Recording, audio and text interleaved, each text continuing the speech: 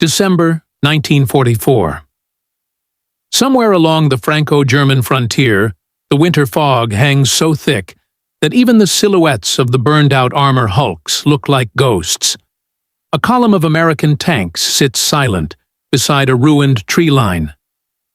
Shermans, their hulls frosted white, their engines ticking in the cold. For months, German gunners have laughed at these machines. They joked that the Sherman burned too easily, that it died too quickly, that it stood no chance against a tiger waiting patiently in ambush. But this morning, something is different. A lone Sherman rolls forward from the mist, its tracks biting clean into the frozen mud, its engine smoother, its turret shifting with an unsettling speed. German spotters watching from a half-collapsed farmhouse assume it's just another easy kill, another American crew driving toward their fate. One Tiger commander even signals his gunner to hold fire, wanting the perfect shot. Then the upgraded Sherman stops. Its turret snaps toward the Tiger far faster than any Sherman they've seen. And for the first time, the Germans hesitate. Because this is not the same tank they mocked. It is the result of years of lessons, losses, and urgent evolution. A story that begins long before this frozen battlefield. To understand how a tank once mocked by German crews evolved into a battlefield threat capable of stunning Tiger commanders, we must return to the early years of the war, when the M4 Sherman was not yet a symbol of Allied persistence, but an urgent answer to a problem growing larger by the month. In 1942, the United States was mobilizing at a scale the world had never witnessed. Factories that once produced cars, refrigerators, and farm machinery were retooled overnight to build engines, guns, armor plating. And finally, the thing America needed most, a dependable medium tank that could be shipped across oceans in staggering quantities. The M4 Sherman was born from that industrial ambition, a machine designed not to be the heaviest or strongest, but the most practical, maintainable, and numerous. At the time, this philosophy made sense. When the Sherman first entered combat in North Africa in late 1942, it held its own. Against Panzer III's and early Panzer IV's, the Sherman's 75mm gun proved lethal. Its gyro stabilizer, though primitive, offered the possibility, still unique, of firing while moving. For a brief moment, Allied crews felt that they finally had a machine that matched German armor. But war does not freeze in place. By 1943, the German army had introduced a new predator to the battlefield, the Panzerkampfwagen 6 Tiger. Its 88mm KWK 36 gun could kill a Sherman from more than a mile away. Its thick frontal armor, nearly impervious to the Sherman's standard 75mm rounds, gave German crews confidence bordering on arrogance. Reports from Tunisia describe Tiger commanders calmly allowing Shermans to fire multiple shots at their hulls, just to identify who was shooting, before eliminating them with a single return round. That imbalance would only grow sharper with the arrival of the Panther in 1943, its sloped armor and long-barreled 75mm gun creating an even deadlier challenge. Meanwhile, the Sherman, built with wartime realities in mind, had limitations that became painfully clear in prolonged combat. Its high silhouette made it an easy target. Its gasoline engine, though reliable, contributed to fires when the armor was penetrated. Ammunition stored along the turret basket invited catastrophic explosions, and while the Sherman's crews admired its mechanical reliability, often running hundreds of miles without major breakdown, reliability meant little when facing a tank that could destroy them before they even closed the distance. As German armor evolved, so did German attitudes. Frontline reports from the Eastern Front, where Tigers fought Soviet T-34s, created an aura of invincibility around the heavy German beasts. By the time Tiger units faced Shermans in large numbers in Italy and Normandy, their confidence was absolute. To them, Shermans were targets, not threats. This perception spread quickly. German tank aces, some with dozens of kills, viewed Sherman columns as opportunities to rack up more victories. They joked about the Sherman's Ronson reputation, referencing a lighter brand famous for the slogan, "Lights every time." They mocked the way Shermans appeared in large, vulnerable clusters. Some German units even wrote in their diaries that the M4 seemed designed to arrive in numbers and burn in numbers. But while German commanders laughed, American engineers listened, measured, and documented every weakness. They knew that industrial production alone was not enough. A tank that could not survive contact with the enemy would fail its crews, no matter how many thousands rolled out of U.S. factories. Slowly, the pressure built within the U.S. Ordnance Department. Pressure to modify, upgrade, and reinvent the M4 before the next major campaign. And as reports from Europe and the Pacific accumulated, one truth became unavoidable. The Sherman would need to change. Its firepower would have to increase. Its survivability would have to improve. Its reputation, mocked by German tankers, would have to be rewritten through performance, not numbers. To understand how this transformation unfolded, we must examine the forces shaping the war as it expanded into its decisive middle years. The need for a stronger, safer, and more lethal Sherman became impossible to ignore after the hard lessons of North Africa and Italy. Early encounters with Tigers revealed a brutal truth. While the Sherman was reliable, it was not built to duel with heavy armor. American commanders recognized that future battles, especially the massive invasion planned for Western Europe, would demand a tank capable of surviving encounters with the most formidable machines the Germans could field. The first major step toward improvement began with ammunition safety. In 1943, battlefield studies revealed that most Sherman explosions were caused not by the engine, but by the way shells were stored along the turret sides. When a German round penetrated the hull, it often ignited the exposed ammunition, leading to violent internal fires. Engineers responded with a critical upgrade: wet ammunition stowage, surrounding the shells with water jackets to reduce the chance of ignition. In practice, this innovation reduced catastrophic Sherman fires by nearly 75%, transforming the tank's survivability almost overnight. But survivability alone would not solve the firepower dilemma. The Sherman's original 75mm gun, while excellent for infantry support, struggled to penetrate the armor of Tigers and Panthers except at suicidal ranges. In 1943, British tank researchers recognized an opportunity.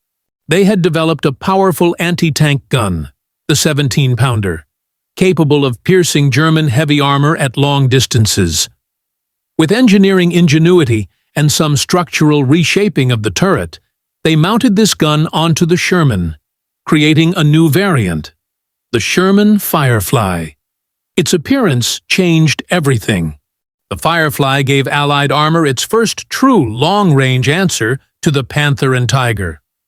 German tankers, who once ignored Sherman columns unless they came within striking distance, suddenly faced a threat that could destroy them from 1,500 meters or more. Several Tiger units recorded new instructions in their field manuals. Fireflies must be prioritized and eliminated at all costs. What had once been a source of mockery was quickly becoming a source of caution. Meanwhile, American engineers were working on a different path. Instead of modifying the existing gun to an extreme degree, they developed a more powerful gun specifically for the Sherman, the 76mm M1. Although not as penetrating as the British 17-pounder, the 76mm offered higher muzzle velocity, better armor-piercing capabilities, and, with the introduction of HVAP, high-velocity armor-piercing rounds, a real chance to defeat German heavy armor at medium range. The next leap came not from the gun, but from mobility. Sherman crews needed a tank that could maneuver faster, traverse rough terrain more effectively, and shift its turret with greater precision. The answer emerged as the M4A3E8, known to soldiers simply as the Easy 8. Equipped with an improved suspension system, a more powerful Ford GAA engine, and the 76mm gun as standard, the Easy 8 was smoother, faster, and more responsive than any earlier Sherman model. Its suspension allowed higher speeds over uneven ground without shaking the crew or disturbing the gun's aim. In skilled hands, it became a far more dangerous opponent than German tankers expected. These upgrades caught German intelligence off guard. Reports initially dismissed the changes as minor variations in an already inferior design. But as 1944 progressed, frontline Tiger and Panther commanders began encountering Shermans that were harder to hit, faster to react, and suddenly capable of penetrating armor previously thought invulnerable.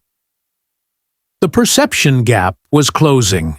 By the time Allied forces landed in Normandy, the Sherman was no longer a static machine, but a platform in constant evolution.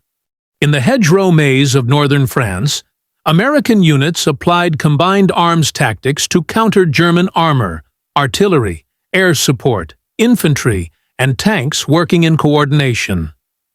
What the Sherman lacked in sheer armor thickness, it made up for in communication systems, reliability, and battlefield adaptability.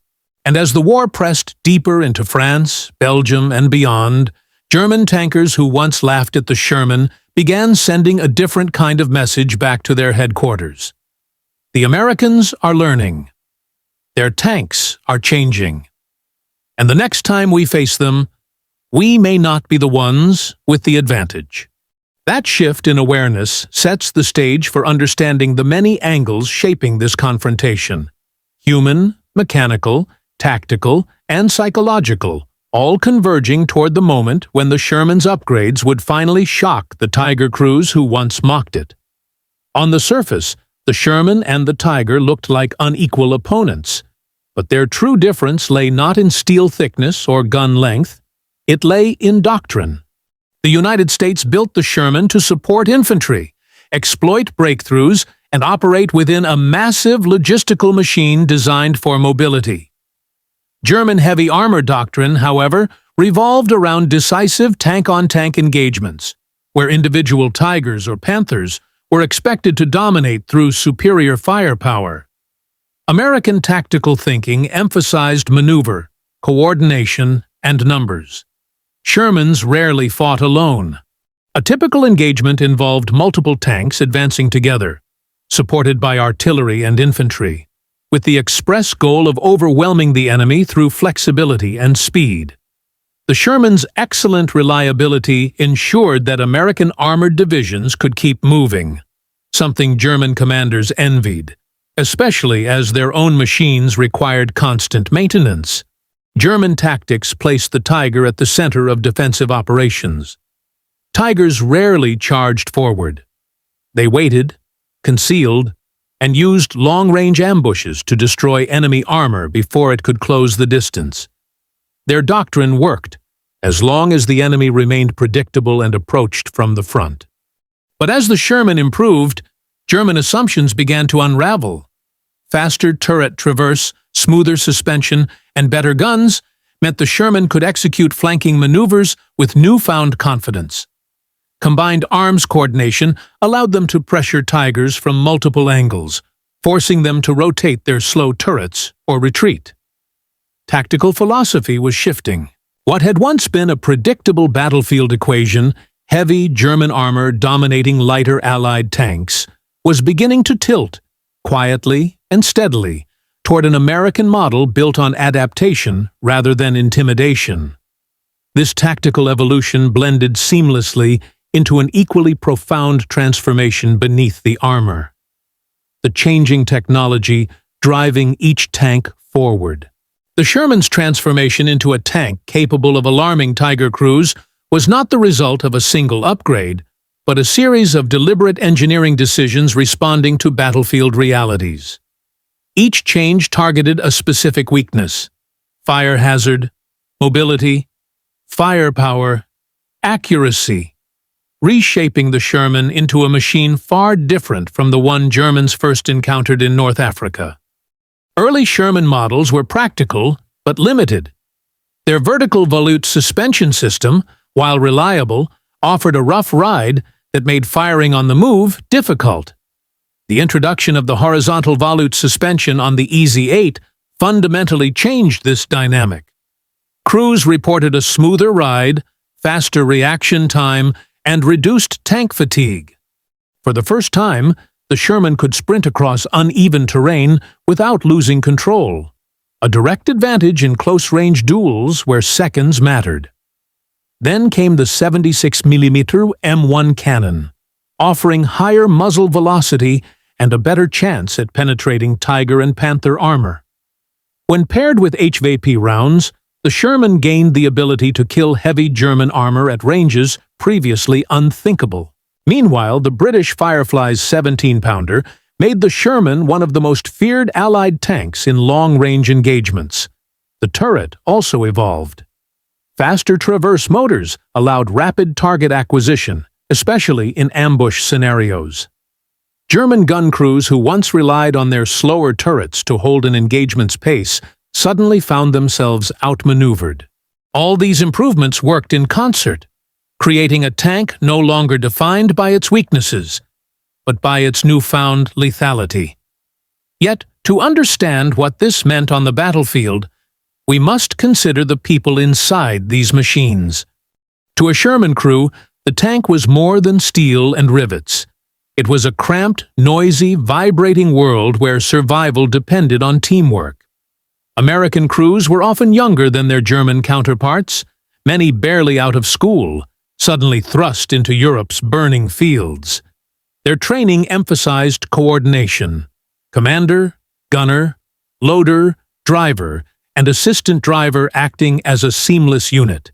Facing Tigers brought a psychological burden few could forget. Veterans described approaching a suspected Tiger position as walking into a lion's den. The knowledge that a single German round could destroy their tank before they even saw the enemy haunted many crews. Yet the Sherman's reliability provided one crucial comfort: it rarely failed them mechanically. If they needed to move, the tank moved. If they needed to retreat, the engine roared to life without hesitation. As upgrades arrived, the 76mm gun, wet stowage, improved suspension, morale shifted. Crews felt they finally had a fighting chance. Firefly operators spoke of a new sensation: confidence. They knew German tankers feared the long barrel of the 17-pounder. They knew they could shoot back and win. This emotional transformation mattered. It meant that American crews, once resigned to being outgunned, now approached German armor with determination rather than dread. And, while Allied morale rose, German tank crews were experiencing a different kind of pressure, one that would be explored from their perspective in the next section of Angles. When the Sherman first appeared, German tankers saw it as an inferior opponent. Tigers and Panthers were engineered for dominance: thick armor, long-range guns, and optics unmatched in clarity. German reports from early 1943 describe Shermans as targets of opportunity, often destroyed before they ever returned fire. This shaped a culture of confidence, sometimes overconfidence, among German armored units. But as the war progressed, subtle changes in battlefield encounters began to disturb that certainty. The first shock came with the Sherman Firefly. Tiger commanders accustomed to absorbing enemy fire with impunity suddenly found themselves vulnerable at ranges where they once dictated engagements. After-action reports from Normandy mention crews ordering the destruction of any Sherman with an unusually long barrel before engaging the rest. The fear was real. One Firefly could cripple an entire Tiger platoon if left unchecked. American improvements in speed and turret traverse also unsettled German crews. Tigers were powerful but slow, with turrets that rotated at a fraction of the Sherman's speed. When multiple Shermans attacked from different angles, the Tiger's advantage evaporated. German tankers began studying new Allied tactics in briefings, noting how coordinated movements and faster armor made ambushes harder to execute. By late 1944, the psychological tone had shifted. Tigers still inspired fear, but Shermans, especially upgraded variants, could no longer be dismissed. German crews wrote of dangerous Shermans and fast-moving American tanks capable of flanking with alarming speed. The laughter was fading. The battlefields of Western Europe were rarely open plains suited for long-range duels. More often, armored combat occurred in forests, hedgerows, urban ruins, or rolling countryside. Environments where visibility was limited, mobility was vital, and the first shot rarely came from a kilometer away. In such terrain, the Tiger's strengths became constraints. Its immense weight bogged it down in soft ground, bridges, and narrow roads. Maneuvering through the bocage of Normandy required space the Tiger simply didn't have. Panther tanks, though more agile, also struggled with mechanical reliability in difficult terrain. The Sherman, by contrast, thrived in these environments. Its lighter weight allowed it to cross bridges that would collapse under a Tiger. Its narrow design fit through tight passages. Most importantly, the Sherman's mechanical reliability let it operate for days without the constant maintenance German armor required. In ambush-heavy landscapes, the Sherman's faster turret traverse and improved suspension became decisive. Shermans could reposition quickly, change direction, and fire accurately after sudden stops. Coordinated units used terrain features to flank German tanks that had committed to forward-facing positions. Terrain also helped the Firefly. Its long range was useful even in obstructed environments. Crews could fire from concealed positions at exposed German armor forced to maneuver in limited space. The battlefield was no longer a setting where Tigers dictated the rules. Terrain leveled the playing field, allowing upgraded Shermans to become predators in areas where they once struggled to survive. Behind every Sherman on the battlefield stood a logistical empire unmatched by any Axis nation. The U.S. industrial system produced not only tanks, but engines, spare parts, ammunition, fuel, and trained mechanics in numbers too large to comprehend. This mattered more than any single upgrade. A Sherman that broke down could often be repaired in hours.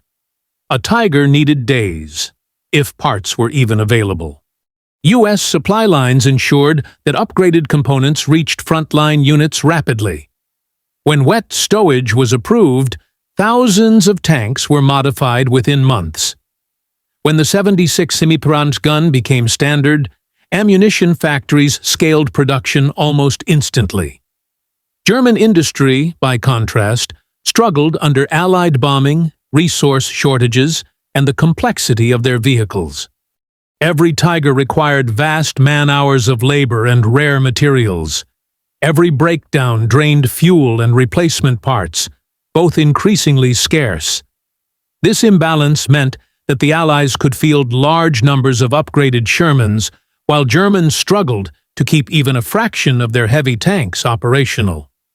On the battlefield, this translated into numerical superiority, backed by consistent performance. The Sherman's evolution was not just an engineering achievement, it was a testament to a strategy that valued endurance, adaptability, and sustained pressure. And by late 1944, this combination of human skill, industrial power, technological upgrades, and shifting battlefield conditions set the stage for a decisive turning point. The moment when the Sherman would finally shatter the German belief in their own armored supremacy. By late summer 1944, the war in Western Europe had entered a phase no German commander had anticipated. The Allies were pushing rapidly through France, their armored divisions moving with a speed and coordination that left Tiger and Panther units struggling to reposition. The Sherman, once dismissed as an inferior machine, was now appearing everywhere. In numbers, the German armored corps simply could not match. The decisive shift began during the breakout from Normandy. After weeks of grinding combat in the hedgerows, the U.S. Army launched Operation Cobra in July 1944. What followed was a stunning demonstration of how upgraded Shermans, combined with overwhelming air power and improved tactics, could dismantle even elite German armored formations. American units equipped with 76 mm Shermans and Fireflies advanced across open ground, using dust clouds and smoke screens to mask their movement. German tank commanders, accustomed to being the hunters, suddenly found themselves fighting from exposed positions, forced to react rather than dictate the engagement. One confrontation near Saint-Aignan-de-Cramesnil would become emblematic of this turning tide. On August 8, 1944, elements of the 1st Northamptonshire Yeomanry and the Sherbrooke Fusiliers Regiment engaged a group of Tigers from the elite Schwer SS Panzerabteilung 101. Among them was one of the most feared tank commanders of the war, Michael Wittmann, credited with over 130 tank kills. His Tiger had survived countless encounters, its armor shrugging off hits from lesser tanks. Until that morning, crews like his had treated Shermans as expendable targets. But waiting in concealment that day were Firefly crews armed with the long 17-pounder. From a hidden tree line nearly 900 meters away, a Firefly gunner spotted Wittmann's Tiger crossing an open field. The gunner adjusted his sights, steadied his breath, and fired. The armor-piercing round tore into the Tiger's hull, igniting ammunition and fuel. The explosion ended the career of Germany's most famous tank ace in seconds. It was a moment that echoed across German armored units. The Sherman, upgraded, adapted, underestimated, had killed the tank they believed was untouchable. Similar engagements unfolded across France. In the Falaise pocket, Shermans cut off escape routes, their mobility allowing them to press into bottlenecked German units. Panzer commanders found their tanks immobilized by air attacks, artillery fire, and mechanical failures. Meanwhile, Shermans kept moving, kept flanking, kept firing. Reports from German officers described the pressure as relentless. They were everywhere. We destroyed one, and two more appeared. But the true climax of the Sherman's evolution would arrive months later, in one of the most dramatic armored confrontations of the war, the Battle of the Bulge. In December 1944, the German army launched a surprise offensive through the Ardennes. Snow-covered forests, narrow roads, and freezing conditions formed a brutal environment for tanks. Yet these constraints favored the Sherman, whose lighter weight and reliable engines allowed it to maneuver where Panthers and Tigers frequently bogged down. One of the most striking encounters occurred near Bastogne, where American armor, including the new M4A3E8 Easy 8, faced repeated assaults from German heavy tanks. Tiger II units, confident in their impenetrable armor, attempted to crush American positions. But they struggled on the icy, constricted roads, their engines straining under the cold. Shermans used their agility to strike at flanks, dart between trees, and reposition faster than German turrets could turn.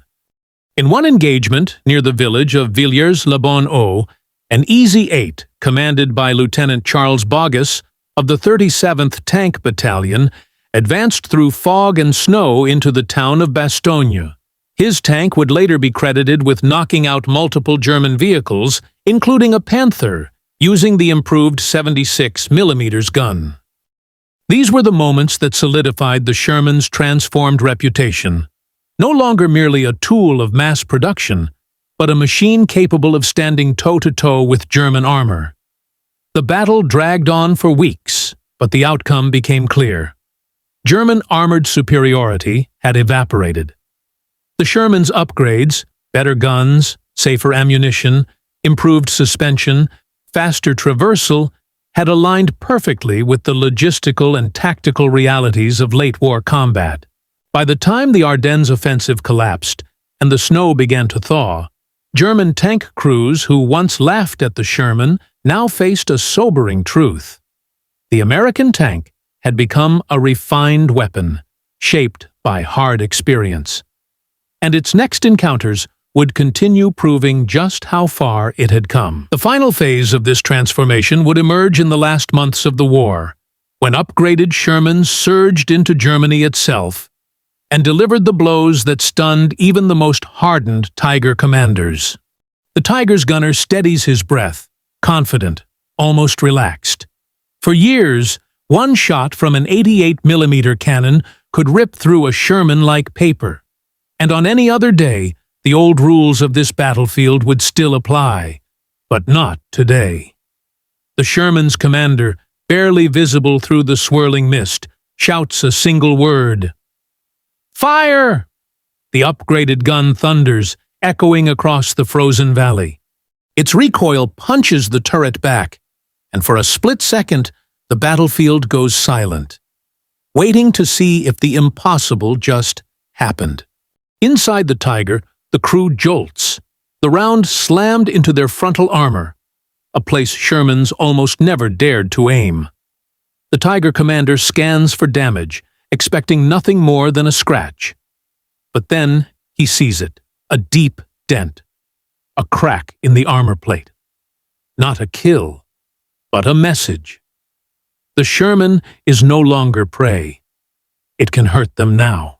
The Tiger pivots its turret with a low mechanical growl, the kind that usually signals the end for any Allied tank in its sights. Except this time, the Sherman's crew doesn't scatter. They reload, faster than ever before. For the first time in months, the Tiger realizes it is in a duel, not a slaughter. And the next 10 seconds will decide which machine becomes a legend, and which becomes a smoking wreck in the snow. The Tiger's turret locks onto the Sherman with a heavy metallic snap, a sound tank crews never forget. Inside, the German loader rams a shell into the breach, shouting that they're ready. The Tiger gunner adjusts his elevation, knowing he needs only one clean shot to end this exchange and restore the old order of the battlefield. But the Sherman crew is already moving. The driver pushes the throttle, sliding the tank sideways across the icy ground. A risky maneuver, but one that throws off the Tiger's firing solution by precious seconds. The gunner inside the Sherman keeps his eye pressed to the scope, adjusting rapidly as the Tiger tries to reacquire them. The Tiger fires. A thunderous blast tears through the fog, the shock wave rolling across the trees. Snow shakes from the branches. The round smashes into the ground just meters behind the Sherman, showering the rear armor with frozen mud. Close. Too close. The Sherman doesn't stop. Its turret is already centered. The loader slams in another shell. The commander shouts over the engine noise, "Send it!" The second shot leaves the barrel like a lightning strike, cutting through the white haze, heading straight for the Tiger's vulnerable lower plate. Inside the Tiger, the commander's eyes widen. He knows exactly where that shot is going. For the first time today, fear breaks through the steel, because this is no longer a mismatch. This is a moment that will be studied for decades. The battlefield holds its breath as the round closes the final meters of its deadly arc. The 76mm round slams into the Tiger's lower front plate with a violent metallic crack, a sound sharper and deeper than any Sherman crew had heard in the early years of the war. For a heartbeat, nothing happens. The fog swirls. The echo fades into the forest. Then the Tiger shudders. The impact punches through a strip of armor once considered untouchable, driving fragments inward and jamming part of the suspension. The German gunner tries to correct his aim, but the turret no longer responds with its old smoothness. The Tiger commander shouts for the driver to reverse, but the tank hesitates, tracks grinding, engine straining against the sudden shock damage. Inside the Sherman, no one celebrates. Veterans know that a Tiger is dangerous until the very last second. Another round. Fast, the commander calls. The loader drives the next shell home, sweat freezing on his collar despite the heat inside the hull. The gunner realigns his scope on the same weakened spot, the place where American ordnance teams said the new gun might break through if the angle was perfect. The Tiger desperately pivots, trying to bring its thick front armor back into play. Fog curls around its hull like steam rising off a dying furnace. The German crew has been in battle long enough to understand when the advantage is slipping, and now it is sliding away quickly. The Sherman fires again. This time, the hit is unmistakable. The round strikes just below the Tiger's bow machine gun port, cracking armor that the Germans once believed would last the entire war. The damage forces the Tiger to stop completely, the grinding of gears replaced by an eerie mechanical silence. Across the field, the supporting American Shermans watch in disbelief. For years they had faced these monsters with dread. Now, one upgraded tank, faster, sharper, deadlier, has done what earlier versions rarely achieved under fair conditions. It has outmaneuvered and outshot a Tiger in open terrain. The fog begins to lift slightly, revealing both tanks, still facing each other. One motionless. One breathing steam from its exhaust like a living creature that has finally found its strength. And in this frozen clearing, the battlefield makes something clear. The balance of armored warfare has shifted, not through luck, but through evolution, adaptation, and the refusal to accept inferiority. This is the moment that opens the path to the aftermath.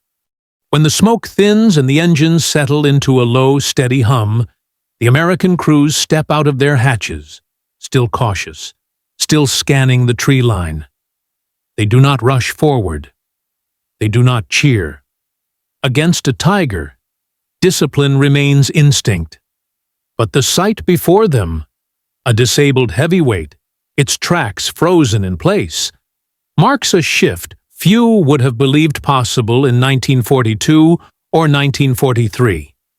Reports later describe moments like this appearing across multiple fronts.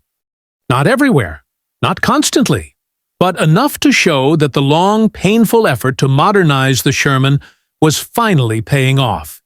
The upgraded 76mm gun, high-velocity ammunition, improved optics, and refined tactics had given American crews something they had rarely possessed before, a fighting chance. In the weeks that followed, intelligence officers began to track a steady pattern. Tigers were still deadly. No historian doubts that. But they were losing their aura of invincibility. Sherman units trained relentlessly in flanking movements, in coordinated fire, in exploiting the Tiger's slow turret traverse and mechanical fragility. They learned that victory didn't come from brute strength. It came from preparation, speed, crew cohesion, and using the Sherman's mobility as a weapon in itself. German reports reflect this shift. Several field commanders noted that American tank forces were responding faster, engaging at better angles, firing more accurately. Even experienced Tiger crews found themselves under greater pressure. The overconfidence that once surrounded German heavy armor began to thin as their opponents adapted. Meanwhile, the United States industrial advantage surged forward like a tide. Replacement Shermans reached the front in vast numbers. Spare parts flowed freely. Ammunition stocks climbed. While the Germans struggled to keep each Tiger operational, American units rotated battle-ready vehicles with remarkable speed. Historians often highlight one key point from this phase of the war. The final Sherman upgrades didn't make it a superior individual tank. They made it part of a superior system. A system built on mobility, reliability, coordinated arms, and endless logistical support. And as this system strengthened through 1944 and into the bitter winter, the battlefield began to show unmistakable signs of what was coming next. A collapse of the German tank advantage that once seemed unthinkable. The stage is now set for the second half of the aftermath. As the winter deepened and the Allies pushed further east, the German armored forces faced a reality they could no longer hide from. The Tiger's reign was ending. Not because it had become weaker, but because the battlefield around it had changed faster than Germany could keep pace. Shermans arrived in numbers the Germans could not match. Fuel reached the front in quantities the Wehrmacht could only hope for. Air power, once fragmented, now roamed overhead in near-constant waves, hunting anything large enough to cast a shadow. By early 1945, a Tiger leaving its shelter did so under the threat of American fighter bombers, artillery spotters, and fast-moving armored units using refined tactics. The Tiger remained formidable, but it was no longer feared as an unstoppable juggernaut. Its long repair times, constant mechanical strain, and vulnerability to flanking became liabilities that the upgraded Shermans were now perfectly equipped to exploit. War diaries from German units describe increasing frustration. Crews wrote of supply shortages, of engines failing during critical retreats, of being forced to abandon tanks simply because there wasn't enough fuel or transport capacity to save them. Meanwhile, American crews grew more confident. They had learned how to fight smarter, using terrain, angles, teamwork, and the greater speed of the Sherman. They relied heavily on combined arms, with infantry, artillery, and aircraft synchronizing to limit a Tiger's ability to dominate the field. The result was a gradual but unmistakable shift in momentum.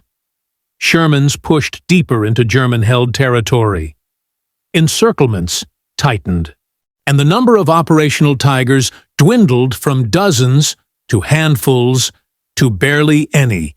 This wasn't just a technological victory. It was strategic, logistical, and psychological. The Germans had laughed at the Sherman in the early years of the war. But by its final upgrades, the 70-centimeter armed variants, improved ammunition, better radios, faster turrets, and tighter crew drills, the Sherman had become something entirely different.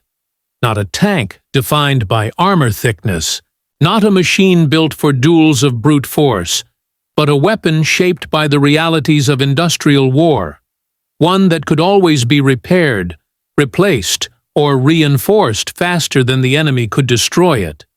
The Tiger remained a legend, but the Sherman became the machine that actually won the war.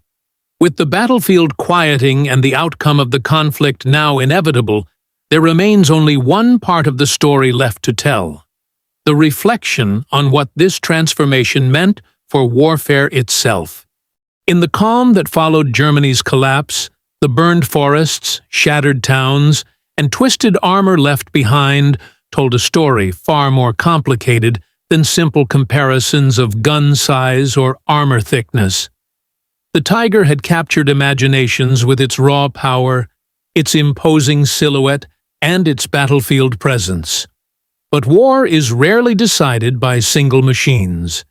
It is decided by systems, by endurance, and by the ability to learn faster than the enemy. The Sherman's journey from a mocked, outgunned medium tank to a refined, highly coordinated instrument of victory reveals something deeper about mechanized warfare. It shows that success comes not from perfection, but from adaptation. Each weakness exposed in 1942 became a blueprint for improvement. Each loss forced the Allies to rethink, redesign, and re-strategize. By the end of the war, the Sherman was no longer an underdog. It was a fully matured engine of combined arms warfare, supported by logistics and air power on a scale the Axis could never replicate. Historians often point out that the Sherman did not become better than the Tiger in the traditional sense. It did not suddenly gain thicker armor or the massive gun its enemy wielded. Instead, it became good enough in every area that mattered, and exceptional in the areas that truly shaped the war: reliability, mobility, communication, and numbers. The Tiger earned its reputation.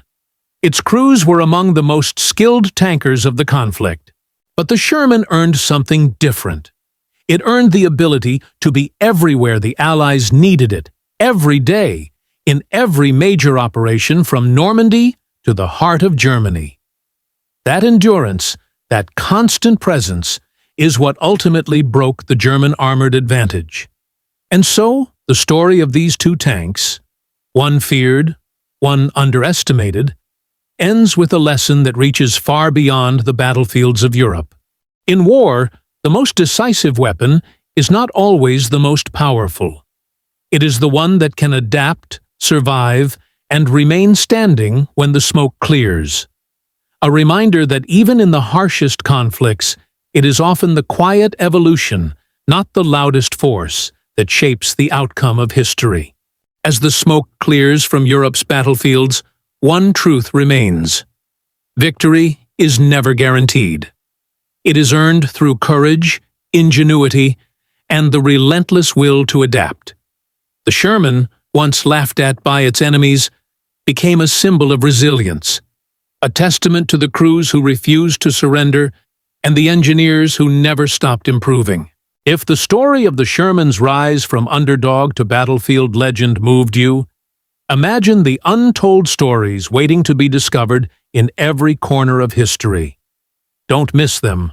Subscribe now and join us as we uncover the battles, the machines, and the heroes who shaped the world.